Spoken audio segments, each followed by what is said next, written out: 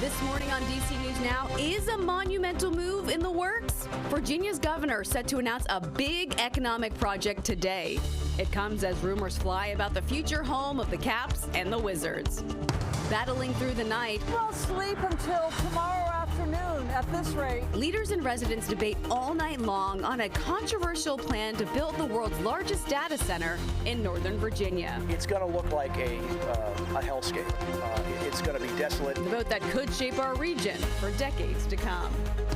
And grab that jacket. It's a cold start across the area, but it could get even colder. Stretching your dollar, the easy thing you can do right now to help you keep more money in your pocket when you file your taxes in 2024. And 'tis the season for parties, but what if you have no interest in attending? If you don't want to go, you don't have to go. This morning, the art of saying no to those holiday gatherings. You're watching the station covering all of the DMV. This is DC News Now.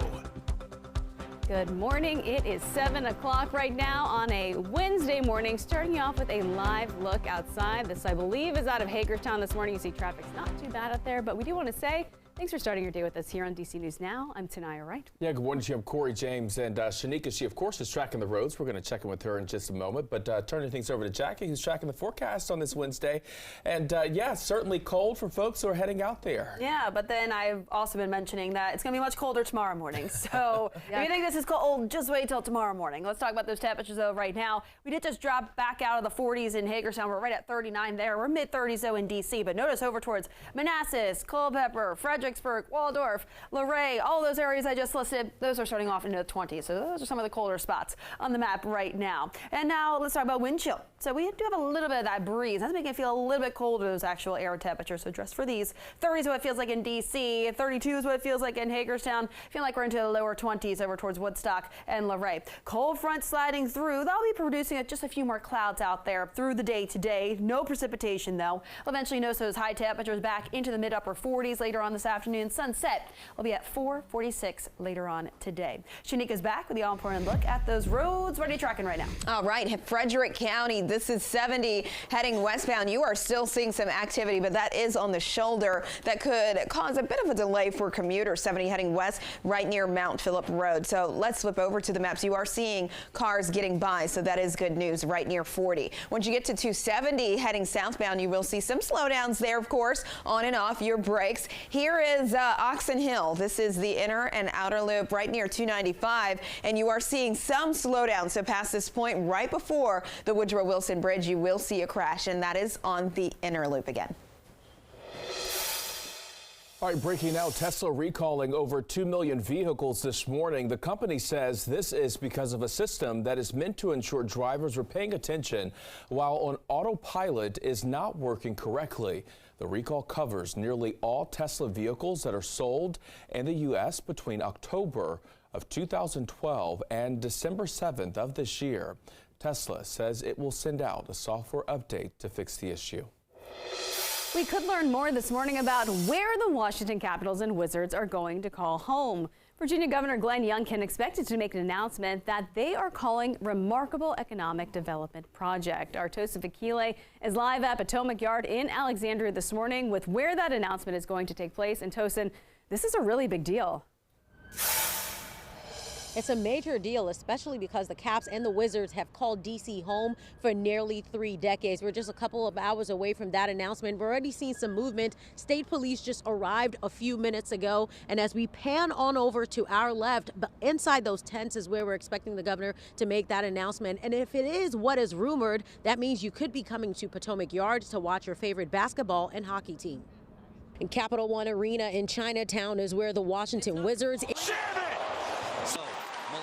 and the Washington Capitals call home, and that could soon change. Sources tell our station in Richmond some Virginia lawmakers approved a plan on Monday to attract the teams owned by Monumental Sports and Entertainment to Alexandria. Sources say it would mean $2 billion in investment for a mixed-use development, including a sports arena with 20,000 seats. Officials with a nonprofit that helps enhance the downtown D.C. experience say losing the team would hurt D.C.'s downtown area. Our home sports teams would certainly have an impact, both economically. We believe that the city should and continue to do all they can to try to stay in the fight. On Tuesday, D.C. Mayor Muriel Bowser and D.C. Council Chairman Phil Mendelson revealed legislation to completely renovate and modernize Capital One Arena. Now, the district is putting $500 million towards that project. Now, we are hearing reports that Mayor Bowser will take questions about this project at 11 a.m. today. We are working to confirm that. But that announcement from Governor Glenn Youngkin is expected at 9 a.m. behind me. Now, just to be clear, we are not sure if that announcement will say anything about the sports teams, but that is what is rumored. The big question, how do neighbors in this area feel about sports teams moving here? Their reaction in the next half hour. For now, we're live at Potomac Yard. I'm Tosin Fakile. Back to you. All right, Tosin, thank you. Time right now is 7:05. In Prince George's County, officials are investigating a school bus crash. County Fire and EMS say a car hit a school bus yesterday morning, causing that bus and the car to catch fire on the outer loop of the Capitol Beltway. Authorities say the bus was heading to Walker Mill Middle School. Investigators believe the car engine caught fire and then flames spread to that bus. I and other parents as well will feel kind of horrific, and it's a scary experience to hear something like that, especially that's the last thing you want to hear. The school district says the driver got everyone off the bus. No injuries were reported. And some scary moments for students at this high school in Hampton Roads. Officials say a student accidentally bumped into the fire extinguisher yesterday, causing it to fall and then go off. This happened at Namsamun River High School in Suffolk. Authorities say more than a dozen people went to the hospital. They say 70 students experienced breathing problems. The fire department says it is working to make sure all extinguishers are well secured. And new overnight, the fight over a massive data center in Prince William County is still going on at this hour. Speakers have been debating for and against the digital gateway since 10 o'clock yesterday morning. Our Liberty Zabala live outside of that meeting now with the very latest. Liberty, good morning. Good morning, Tanaya and Corey. Well, people are very passionate. We are now coming up on 21 hours of public comment that is still going on behind me in this building. And many people are saying that the Digital Gateway project is something that will benefit the community, and many are saying they don't want it here. Folks are fired up over the Digital Gateway project, some even protesting outside of the Board of Supervisors meeting.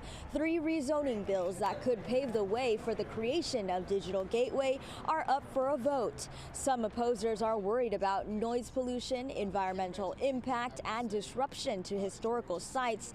The Digital Gateway would be right next to the Manassas battlefield. It is also expected to be the largest data center in the world, equivalent in size to all of Data Center Alley in Loudoun County. But Digital Gateway developers say the design would avoid these issues of concern. Supporters say the center will add to the local economy and bring jobs and tax revenue to the community. Prince William Digital Gateway is the most exciting and real opportunity that we have as a county to stabilize and solidify our county's financial future. The residents who would be the ones remaining in the area are opposed. I just cannot understand how the decision could be anything but no. And it's also important to note that the current board is in a lame duck period, and it will see new faces to the board come January, and some people believe that the new board should be voting on this issue instead. For now, live here in Prince William County, Liberty Zabala, DC News Now. Thank you, Liberty. Well, heads up, Metro riders. WMATA is working to close a $750 million budget deficit. And the agency is proposing major cuts to service across the DMV if the funding gap is not addressed. The agency says the cuts would trigger a loss of ridership, detrimentally impacting the region. Now, here are some of the changes Metro is suggesting to save money next year. 10 rail stations would completely close down, and all stations that stay open would close at 10 p.m. every day. Fares and parking fees would jump by 20%, and wait times would also increase. The number of Metro bus service lines would be cut in half, and the agency would lay off more than 2,200 employees. You're talking about a group of workers who stood up in 2020 throughout this entire pandemic. And then you're talking about laying them off. And the only thing that I can say is shame on this region. Metro says stations with lowest ridership this winter would shut down if this plan goes through. A homeowner in Montgomery County is picking up the pieces after her neighbor drove right into her garage. Take a look at your screen now. You can see the damage. Crews say it could take days to repair it. The video showing the damage at the home off Aquarius Avenue and Hydrus Road in Aspen Hill. The husband of the neighbor driving the car said he believes it was some sort of mechanical issue that caused the accident. Now, no one was seriously injured. And applications are now open for Prince George's County's first ever guaranteed basic income program. This would provide $800 monthly to 175 recipients. Now, 50 people ages 18 to 24 who have aged out of foster care and 125 seniors 60 or older will receive the funding. The money is distributed over a 24-month period. It's for basic needs like debt and financial stability. Applications are open until January 1st. Your time now is 7:10 this morning. Fairfax County officials urging houses of worship to fill out security surveys. The county says they assess current security levels and help change the policies if needed. Houses of worship can also receive grants to help fund security. You can request a security survey online. Right now, officials say there has not been an increase in bias-related crimes in Fairfax County. However, the police department is encouraging faith leaders to be proactive due to the rise in hate crimes around the country. And DC Parks and Rec is breaking ground on the first ever dog park in Southeast. It's located on Texas Avenue. Pet owners and their furry friends can RSVP online for the ground digging ceremony. All the fun starts at 4 o'clock.